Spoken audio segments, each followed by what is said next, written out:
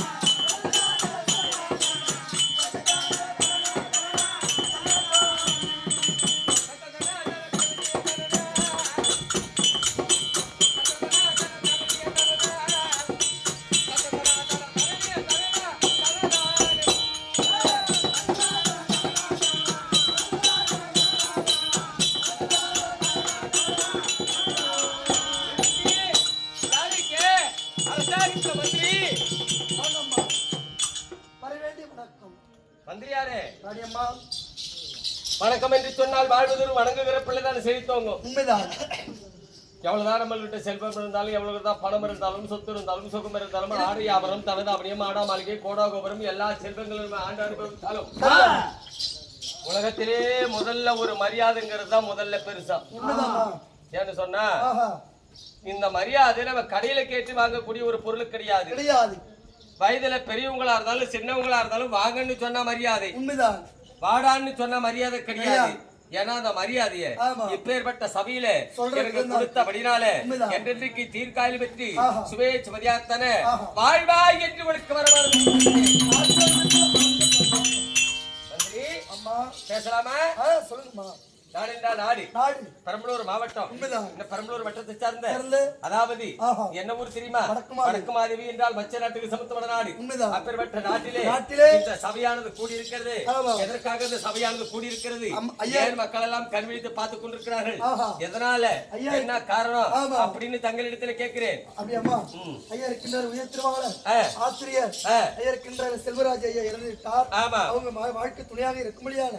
அம்மாள் நல்ல தங்கம் அம்மா இருந்ததை முன்னிட்டு இந்த ஒரு நமக்கு நாடகத்தில் வாய்ப்பு. கல்வி கூட ஆசிரியராகத்தன பணியாற்றி சில காலமாகத்தான் இருந்து மக்களுக்கு கல்விகளை கற்றுக் கொடுத்து இந்த மண்ணுலோகத்தை விட்டு விண்ணுலோகம் சேர்ந்தாரு ஐயா செல்வராஜ் ஆசிரியர். அவருடைய துணைவியார் இருக்கிறாங்களே அம்மா நல்ல தங்கார், இந்த பொய்யான வாழ்வு விட்டு மெய்யான உலகம் சேர்ந்திருக்கிறார். எங்க போயிருக்கிறாங்க? மெய்யான உலகம் பையூர்ல இருந்து. ஏன் சொன்னா இந்த பூமியில பிறந்து வளர்ந்து எல்லா செல்வங்களையும் ஆண்டு அனுபவித்து விட்டார். புரியுதா? எல்லா செல்வங்களையும் ஆண்டு அனுபவித்து இது எல்லாம் வேண்டாம் என்று இந்த பொய்யான வாழ்க்கையிலே, இந்த பொய்யான உலகத்திலே நம்ம இது நாள் வரைக்கும் இருந்தது போதும், இதற்கு மேலாமல் மெய்யான உலகம் சேர வேண்டும் என்று அம்மா நல்ல தங்கால் அம்மா மெய்யான உலகம் சேர்ந்திருக்கிறார். பேர் அமைஞ்சிருக்கிறது பாத்தியா? ஒரு தெய்வமே அந்த பேரு தான். 7 பிள்ளையை பெற்றெடுத்த அந்த அம்மா எவ்வளவு அல்லல் பட்டு அவஸ்தைப்பட்டு கடைசி நேரத்துல பிள்ளைகளோடு மாண்டு மடிந்தால அந்த அம்மா நல்ல தங்கால். அப்பேற்பட்ட அந்த அம்மனுடைய பேர் படைத்தவர்கள் அந்த அம்மா. இந்த அம்மா இன்றைக்கு இதுல இருந்து இன்னோட போய் விட்டார்கள். இதனால இந்த சபை ஏன் கூடியிருக்கிறது என்றால் இந்த அம்மாவுக்காக கூடியிருக்கிறது. மனிதன் பிறந்தால் சில காலம் இருந்தால் பிறகு மறைந்தால். ஒரு மனிதன் நம்ம பிறக்கும் போது என்னையா கொண்டுகிட்டு வந்திருக்கிறோம்? ஏதாவது நமக்கு சொந்தமான உலகத்துல சொல்றதுக்கா கிடையாது. ஒரு பொருளை கொண்டு வந்தது கிடையாது. நம்ம இறந்து சுடுகாட்டுக்கு போகும்போது எந்த பொருளும் கொண்டு போனதும் கிடையாது. நம்ம பிறந்தவ தவிர பிறந்ததுல இருந்து நீ என்னத்த சாப்பிட்டு இந்த உடம்ப வளர்த்தாலும் இந்த மண்ணில விளையக்கூடிய பொருளை நம்ம சாப்பிடுகிறோம். ஆனா அந்த மண்ணை என்ன நினைத்துக் கொண்டிருக்கிறது? அடி பரிபாவி ஜென்மமே, என் உயிரை எடுத்து நீ சாப்பிட்டு நீ வளர்ந்து உன் உடம்பு ஆளாகிட்டு இருக்கிற. என்னைக்கு உன் சுவாசம் ஒன்ன விட்டு பிரிந்து என்னைக்கு இந்த மண்ணுக்கு வருகிறாயோ உன் உடம்ப நான் சாப்பிடுகிறேன் அப்படின்னு இந்த மண்ணோடு மண்ணாகத்தில பிறந்த அழியக்கூடிய மானிட ஜென்மம் இருக்கிறது. இந்த ஜடலம் ஊத்த சடலம், நாட்டம் பிடித்த சடலம், மீனை விட மோசமான உடம்பு நம்மளுடைய உடம்பு. 2 நாளைக்கு நம்மளால குளிக்காத ஒரு இடத்துக்கு போக முடியாது. மீனை கூட 2 நாளைக்கு பிரிட்ஜில் வச்சிருந்து கூட சாப்பிடலாம். ஆனா அந்த மனிதனுடைய உடல் இருக்கிறது, நான் 2 நாளைக்கு இந்த காற்றானது வெளியில போய்விட்டால் ஒரு மனிதன் உயிரோடு நல்லா இருக்க முடியாது. நாட்டம் பிடித்த சடலம். அப்பேற்பட்ட அம்மா நல்ல தங்கா இருக்கிறார்களே, அவர் பொய்யான வாழ்வு விட்டு மெய்யான உலகம் சேர்ந்தபடினால இந்த சபையானது கூடி இருக்கிறது. ஒரு மனிதன் பிறக்கும்போது என்ன கொண்டு வந்திருக்கிறோம்? பிறக்கும்போது என்ன கொண்டு வந்தோம்?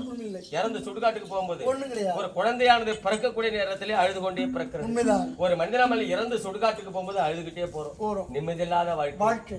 அதான் ஒரு மனிதனுடைய பறக்கக்கூடிய நேரத்துல பிரமதேவன் தலையில எழுதுகிறானே, யாமமோ ஜாமமோ ராத்திரியோ பகலோ எந்த நேரமோ நடக்கும் போதோ படுக்கும் போதோ உட்கார்ந்து இருக்கும் போதோ சாப்பிடும் போதோ எந்த நேரத்திலே தன்னுடைய சுவாசம் தன்னை விட்டு பிரிது யாருக்குமே தெரியாதா? நமக்கு தெரியுமா? தெரியாது. கொஞ்சம் இவ்வளவு தூரத்துல இருந்து நீ எங்க இருந்து வந்திருக்கிற? துருவம் இருக்கு, கள்ளக்குறிச்சி பக்கத்துல துருவம், கோட்டைக்கும் துருவுக்கும் சென்றதுல இருக்கு உங்க ஊரு. பைபாஸ் ரோட்ல இருக்கு. அங்க இருந்து இவ்வளவு செம்மமாதேவியில இருந்து இங்க வந்திருக்கிறேன்னு சொன்னா காலையில வீட்டுக்கு போனதான் மனிதனுடைய நிலைமையே. நம்ம யார் உயிர் யாருக்கு இருக்குன்னு சொல்ல முடியாது. அப்படி அம்மா இருக்கிறாங்களே, அம்மா இருக்காங்க.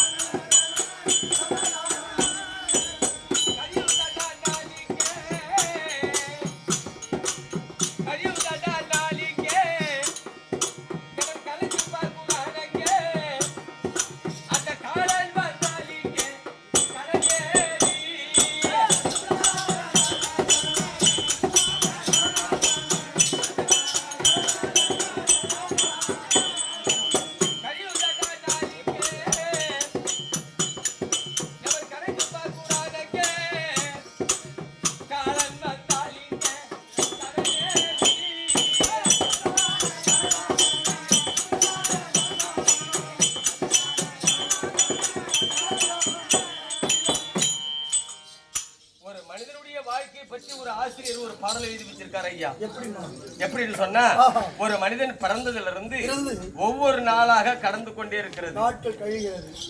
இது நாளானது போறதை நீ கணக்கு பாத்துக்கிட்டே இருக்கிறியா? இல்ல. எந்த நேரத்துல நம்ம உயிர் போது நமக்கு தெரிய போதா? அதான் கழிவுதாடா நாள் எங்கே? நீ பிறந்ததுல இருந்து ஒரு நாள் போய் கொண்டே இருக்கிறது. நீ கணக்கு பார்க்கணும்னாலும் கணக்கு பார்த்துக்கிட்டு இருக்கிறது யாரு தெரியுமா? யமதர்மனானவரோ சித்ராபுத்திரரை அழைத்து அவருடைய கணக்கு என்னைக்கு முடியும் என்று அவர் அங்க கணக்கு பார்த்துக்கிட்டு. அதான் கழிவுதாடா நாள் இங்கே, யமன் கணக்கு பார்க்கிறான் அங்கே, அந்த காரல் வந்தால் இங்கே கடல் ஏது. இப்போ உலகத்தில 2 ஆளு லஞ்சம் வாங்காத ஆளு இந்த உலகத்துல இருக்கிறாங்க. லஞ்சம் வாங்குற ஆளு நிறைய பேர் இருக்கிறாங்க. லஞ்சமே வாங்காத உயிர் 2 உயிர் இந்த பூலோகத்துல உசுராடி கொண்டிருக்கிறது. அது யாரு தெரியுமா? ஒரு ஆளு சனி பகவான். சனீஸ்வரன் வந்து உட்கார்ந்துட்டாருனாக்க நம்மள பிடிச்சா விட போறது கிடையாது. விட்டுருமா? 7 நாட்டு சனியம் முடிச்சுன்னா நீ எப்பேற்பட்ட அரசனா இருந்தாலும் உனக்கு பணம் கொடுக்கணும்னு சொன்னா விட போறது கிடையாது.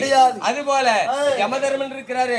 யமதர்மன் சித்ராபத்திரை அழைத்து கணக்கு பார்த்து கிங்கிலிகளை கொண்டு வந்து உன் உயிரான பாசகீறு போட்டு பிடிக்கும் போது நான் பணம் கொடுக்கிற சாமி என்ன விட்டுருன்னு சொன்னா அவரு விட போறது கிடையாது.